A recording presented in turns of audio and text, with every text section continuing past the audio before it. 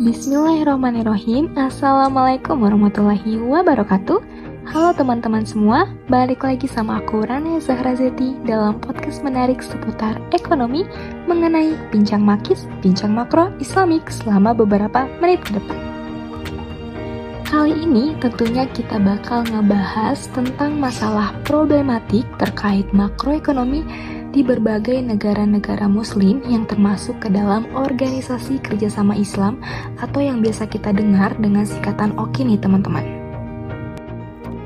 Untuk itu jangan kemana-mana ya teman-teman. Ketimpangan ekonomi tidak hanya menimpa pada setiap individu per orang saja, namun nyatanya terjadi pada skala besar, yaitu antar negara teman-teman. Wah, besar juga ya.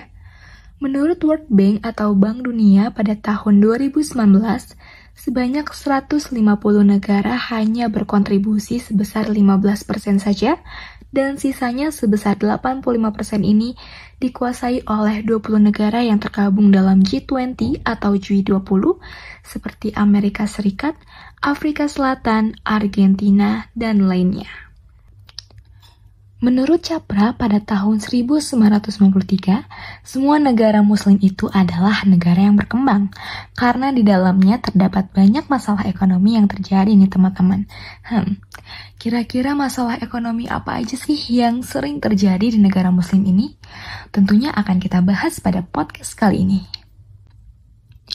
Ternyata menurut hasil riset terdapat 6 masalah umum yang sering terjadi di negara muslim nih teman-teman.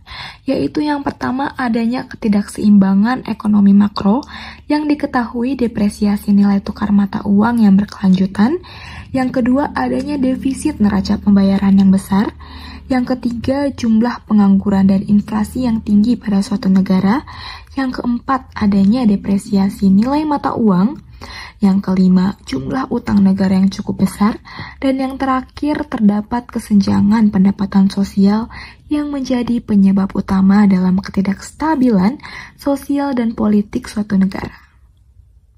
Nah, pada pembahasan kali ini, teman-teman, tentunya kita bakal ngambil perbandingan masalah dari dua negara saja yang tergabung dalam OKI, yaitu negara Kuwait dan negara Arab Saudi. Oke, yang pertama kita bakal ngebahas permasalahan ekonomi makro di negara Kuwait nih teman-teman. Masalah yang pertama itu adanya jumlah pengangguran yang cukup tinggi dikarenakan kurangnya ketersediaan lapangan pekerjaan untuk sejumlah tenaga kerja pada warga negara Kuwait. Yang kedua adanya ketidakseimbangan neraca pembayaran internasional yang mengancam stabilitas ekonomi negara. Yang ketiga, ketidakmerataan pembangunan ekonomi dikarenakan pada beberapa daerah di negara Kuwait ini mengalami ketertinggalan dalam proses pembangunannya nih teman-teman. Lalu yang keempat, di negara Kuwait sendiri terdapat utang luar negeri yang cukup tinggi. Dan yang terakhir, krisis nilai tukar uang terhadap utang luar negeri. Lalu untuk pertumbuhan PDB real negara Kuwait sendiri pada tahun 2023 telah dilaporkan sebesar kurang dari 3% pada bulan Juni.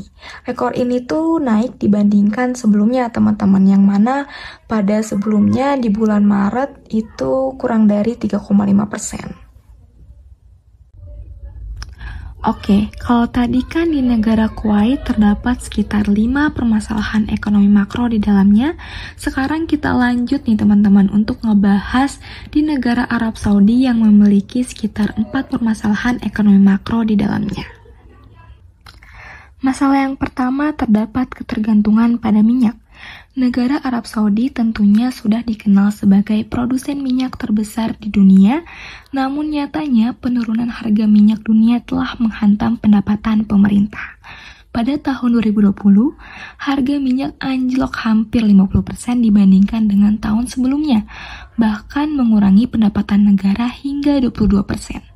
Perusahaan minyak milik pemerintah Saudi Aramco juga mengalami penurunan laba bersih sebesar 25% pada kuartal tahun itu. Yang kedua, adanya dampak COVID-19. Pada masa pandemi COVID-19 merusak ekonomi Arab Saudi.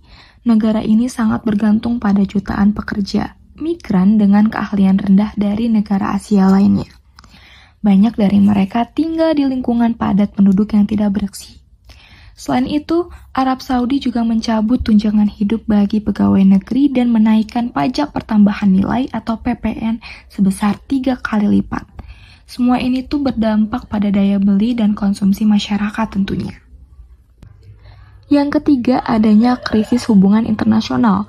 Hal ini terjadi dikarenakan terdapat suatu kasus pembunuhan wartawan Arab Saudi yang bernama Jamal Khashoggi di konsulat Arab Saudi di Istanbul pada tahun 2018, serta perang di negara tetangga Yaman yang telah memengaruhi kepercayaan investor internasional, yaitu putra mahkota Arab yang bernama Muhammad bin Salman. Dan yang terakhir, adanya dana investasi publik. Negara Arab Saudi memiliki dana kemakmuran pemerintah bernama PIF yang nilainya diperkirakan mencapai 320 miliar US dollar. Selain itu, negara ini masih memiliki perusahaan minyak, Saudi Aramco, yang nilai sahamnya setara dengan gabungan Google dan Amazon. Pertumbuhan PDB real negara Arab Saudi sendiri pada tahun 2023 telah dilaporkan sebesar kurang dari 3,7% pada tahun 2023 bulan Desember. Rekor ini tuh naik teman-teman dibandingkan triwulan sebelumnya, yaitu bulan September sekitar kurang dari 4,4%. Nah, itu dia teman-teman, pembahasan mengenai problematika permasalahan ekonomi makro di negara-negara Islam. Semoga bermanfaat ya. Terima kasih. Wassalamualaikum warahmatullahi wabarakatuh. Sampai ketemu di podcast selanjutnya.